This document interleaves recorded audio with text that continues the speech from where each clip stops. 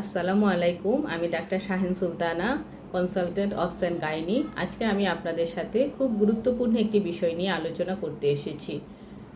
গর্ভাবস্থায় যেসব মায়েরা আমার কাছে আসেন তাদের সবচেয়ে যে কমন সমস্যাটা নিয়ে আসেন সেটি হলো গর্ভাবস্থায় বমি। দেখা যায় প্রেগনেন্সির প্রথম 3 থেকে 4 মাস এই বমির টেন্ডেন্সি অনেক বেশি থাকে। তবে খুশির সংবাদ হচ্ছে প্রেগনেন্সির 4 থেকে 5 মাস পরেই এই সমস্যাটা অনেকাংশেই কমে যায়।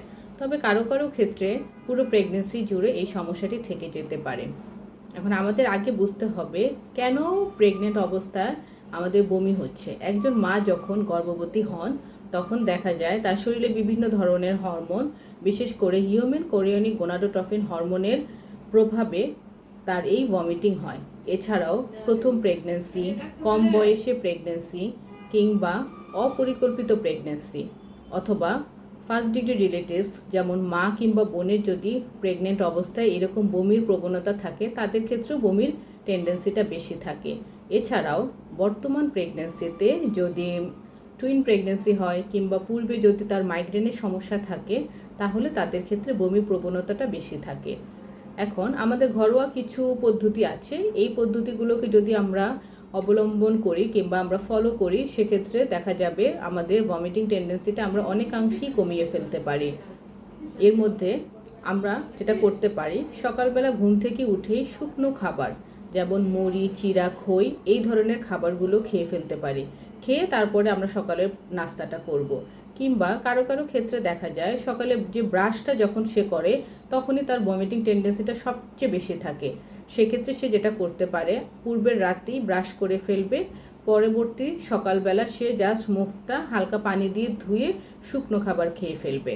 এছাড়াও আমাদের সারাদিনের যে খাবারটা এটা আমরা ছোট ছোট মিলে ভাগ করে ফেলতে পারি। যেমন 2 থেকে 2.5 ঘন্টা পর পর অল্প অল্প করে খাবো এবং খাদ্য তালিকায় শাক, সবজি, আঁশযুক্ত খাবার রাখতে হবে। কম চর্বিযুক্ত, কম মশলাযুক্ত খাবার রাখতে হবে এবং যে খাবারের স্মেল আপনি নিতে পারছেন না সেই খাবার পুরোপুরি পরিহার করবেন। সে খাবার খেলে দেখা যাবে আপনার ভমিটিং টেন্ডেন্সি আরও বেড়ে যাবে। এবং গর্ভাবস্থায় যে কাজটি করবেন না, খালি পেটে পানি খাবেন না। খাবারের মাঝখানে পানি খাবেন কিংবা যখন পানি খেতে হবে কিছু খাবার মুখে দিয়ে তারপরে পানিটা খাবেন। তাহলে দেখবেন ভমিটিং টেন্ডেন্সি অনেকটাই কমে যাবে। এছাড়াও খাবারের পরপর শুয়ে না থেকে কিংবা বিশ্রাম না নিয়ে যেটা করতে পারেন, 5 থেকে 10 মিনিট ঘরের মধ্যেই অল্প অল্প করে একটু হাঁটবেন। তাহলে দেখবেন অ্যাসিডিটির সমস্যাটাও কমে যাচ্ছে, বমির সমস্যাটাও কমে যাচ্ছে। এছাড়া যেটা করবেন, মায়েরা পর্যাপ্ত পরিমাণে বিশ্রাম নেবেন, প্রচুর পরিমাণে পানি খাবেন। আর আরেকটা গুরুত্বপূর্ণ বিষয় হচ্ছে পরিবারের জন্য মায়ের মানসিক স্বাস্থ্যের যত্ন নেবেন। তাহলেই দেখবেন মা খুশি থাকবে, মা ভালো থাকবে। এগুলো করার পরেও যদি আপনার প্রেগনেন্সিতে বমির প্রবণতা না কমে তাহলে যেটা আপনারা করতে পারেন, আপনাদের নিকটবর্তী কোনো গাইনি বিশেষজ্ঞ ডাক্তারের পরামর্শ নেবেন।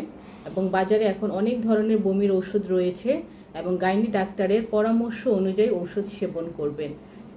সেক্ষেত্রে দেখা যাবে যে বমির যে প্রবণতাটা সেটা অনেকাংশেই কমে যাবে।